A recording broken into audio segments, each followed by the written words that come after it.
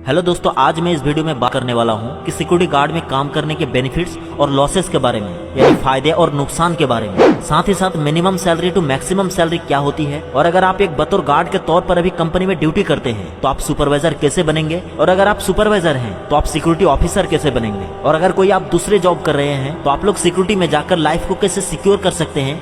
तो आज इन्हीं सब चीजों के बारे में इस वीडियो में पूरे डिटेल में बात करने वाला हूं, तो इस वीडियो को बिना स्किप किए अंत तक जरूर देखें। सबसे पहले तो मैं आप लोगों को बेनिफिट्स के बारे में बता देता हूं, यानी कि फायदे क्या क्या हैं, क्योंकि सबको बेनिफिट्स पहले चाहिए होता है, लॉसेस जो भी होगा देखा जाएगा। तो सबसे पहला बेनिफिट्स ये है कि इसमें आपका ड्यूटी टाइम फिक्स रहता है कि सर आपका इतने घंटे का ड्यूटी है तो आपको इतना ही घंटा काम करना है। बहुत सारे दूसरे जॉब में क्या होता है कि अगर कोई नहीं आया तो उसके जगह पर 1-2 घंटे एक्स्ट्रा कर लो, लेकिन सिक्योरिटी गार्ड में अगर आपका 8 घंटे का ड्यूटी है तो आपको 8 घंटे ही करना है, और अगर आपका 12 घंटे का ड्यूटी है तो आपको 12 घंटे ही करना है। हाँ, वो बात अलग होता है कि जो आपका रिलीवर रहता है, और अगर आपके पोस्ट में चेंज होने का सिस्टम है, जैसे 8 घंटे के बाद फिर कोई दूसरा बी शिफ्ट में आएगा, तो वो अगर कोई कारण से लेट आता है तो वो पर्सनल है, लेकिन ड्यूटी एंड कंपनी का रूल्स यही कहता है कि आपका जितने घंटे का काम है उतने ही घंटे आपको काम करना है। दूसरा बेनिफिट्स ये मिल जाता है कि कोई भी सिक्योरिटी कंपनी में अगर आपको रूम एंड फूड फैसिलिटी चाहिए तो भी कंपनी प्रोवाइड करती है। हाँ, ये बात सच है कि ज्यादातर कंपनी में ये फैसिलिटी देखने को नहीं मिलता है, लेकिन वो भी आपको पहले ही उनको बोलना पड़ेगा कि सर मुझे रूम एंड फूड फैसिलिटी चाहिए, नहीं तो ज्वाइनिंग के बाद आप लोग बोलोगे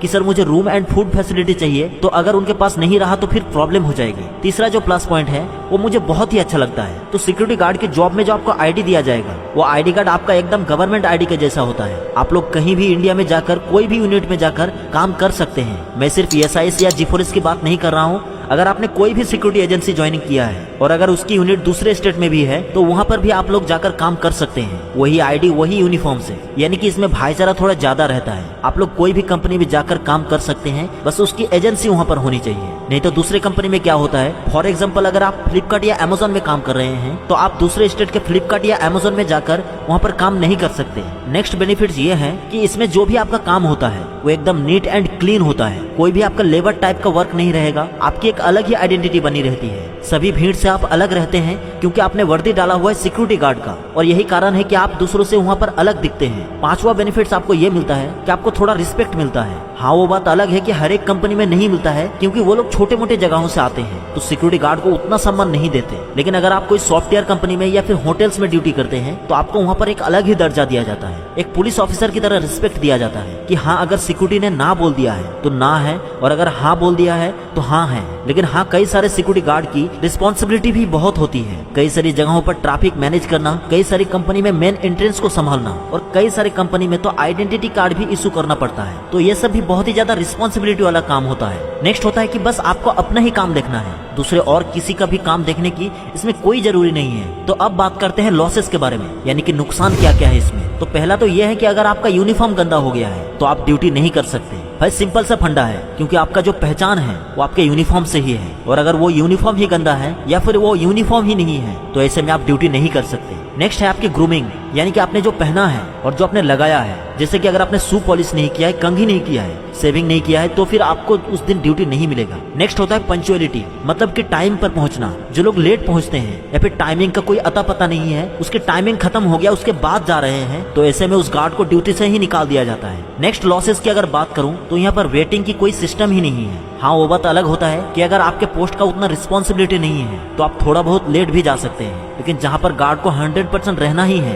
तो वो पोस्ट पर डिले नहीं चलता है। उसके बाद ये है कि आपको इसमें कोई भी किसी भी तरह का एडवांस नहीं दिया जाता, यानी कि पर्सनली छुट्टी नहीं मिलता है, क्योंकि ये एक रिस्पॉन्सिबिलिटी वाला पोस्ट होता है तो आपको काम करना ही पड़ेगा। और भी बहुत सारे ऐसे छोटे मोटे प्लस और माइनस पॉइंट हैं, तो उन सब का इतना इंपॉर्टेंस नहीं है, लेकिन जितना मैंने आपको बताया तो ये सब आपको मिलेगा ही मिलेगा। अभी बात करते हैं प्रमोशन कैसे होगा। देखिए, जो लोग डिग्री पास किया हुआ है तो सिक्योरिटी में आप लोग as a security guard joining कर सकते हैं। धीरे धीरे जैसे जैसे आपका नॉलेज बढ़ेगा उसके बाद आप लोग सुपरवाइजर के लिए ट्राई कर सकते हैं, या फिर कोई भी आपका जो सीनियर होता है, यानी कि जो आपका फील्ड ऑफिसर होता है, तो उनको आपको बोलना पड़ेगा कि सर मेरे को इतना साल का एक्सपीरियंस हो गया है और मेरा ये क्वालिफिकेशन है और मुझे सीनियर पोस्ट में जाना है। तो आपका क्वालिफिकेशन और एक्सपीरियंस को देख करके वो लोग आपको प्रमोशन जरूर देंगे। अभी जो लोग 12th पास हैं वो लोग भी गार्ड में 1 साल ड्यूटी करने के बाद सुपरवाइजर के पोस्ट के लिए आवेदन कर सकते हैं। और सुपरवाइजर का सैलरी का मिनिमम आपको बता दूं तो 22,000 से लेकर 30,000 तक मिलते हैं। अगेन मैं बता रहा हूं कि आपका सैलरी डिपेंड करता है आपके यूनिट के ऊपर, और गार्ड की सैलरी मिनिमम 12,000 से लेकर 19,000 तक मिलते हैं। अगेन डिपेंड करता है आपके यूनिट के ऊपर।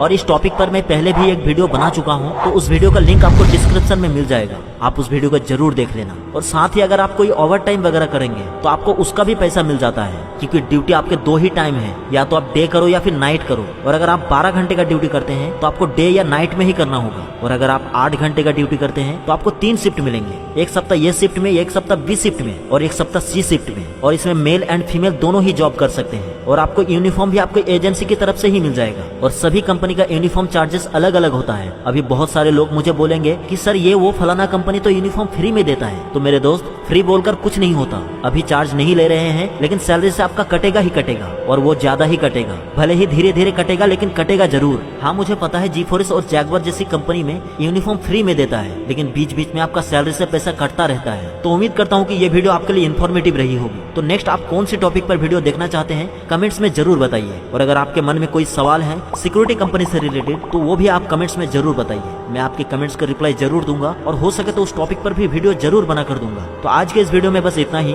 अगर आपको वीडियो अच्छा लगा तो इस वीडियो को लाइक करके चैनल को सब्सक्राइब करना ना भूलें, ताकि ऐसे ही इन्फॉर्मेटिव वीडियो की नोटिफिकेशन आपके पास हमेशा पहुंचते रहे। और चैनल को प्लीज सब्सक्राइब कर दो यार। सब्सक्राइब करने में आपका कोई पैसा नहीं कटेगा, ये एकदम बिल्कुल फ्री है। तो प्लीज चैनल को सब्सक्राइब कर दो।